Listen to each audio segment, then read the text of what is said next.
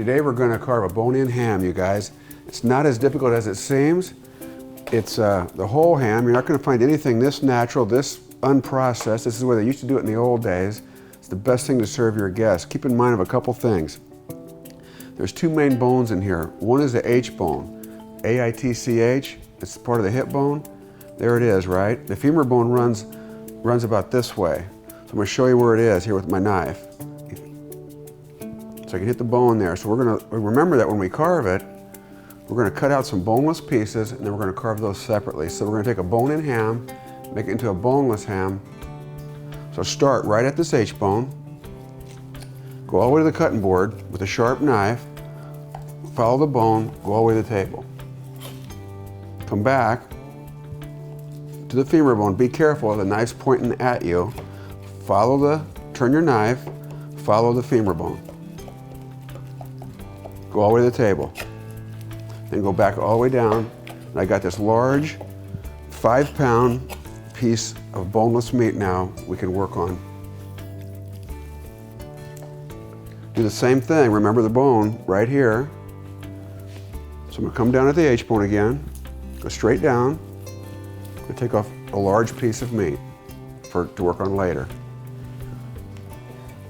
We're going to do that one more time.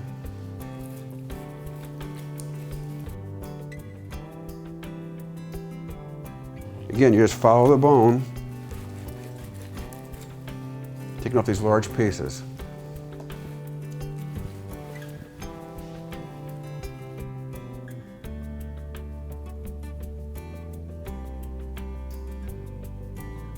So we'll work on this later. There's a lot of meat on there yet. We can use this for bean soup, salads, eggs, and whatnot, but we'll do that later. I like to take these big pieces, cut them in half. I like to pre-trim them a little bit so the folks don't have to do it on their plate. You always want to cut across the grain. Look at the grain here, it's the cross section. This is more the other way. So you just cut your slices, keep them neat and appetizing.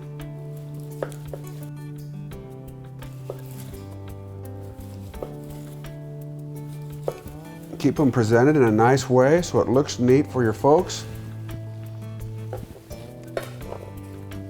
Across the grain.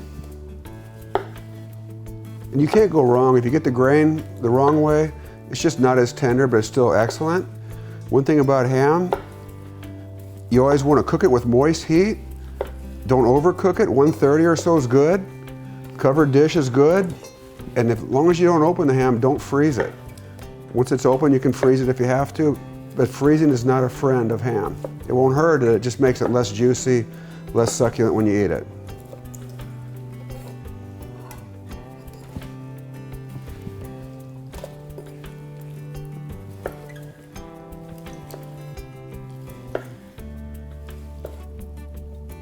Keep your knife sharp, keep the slices oriented nice so it displays well, presents well, is appetizing for everybody. Just looks nice. Kind of keep track of where your grain is.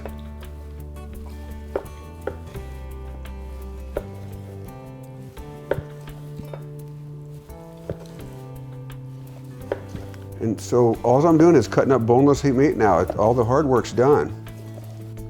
In closing, folks, you can't do it wrong. Don't be afraid, jump right into it. I make it look easy, it's because it is easy. Enjoy, you guys.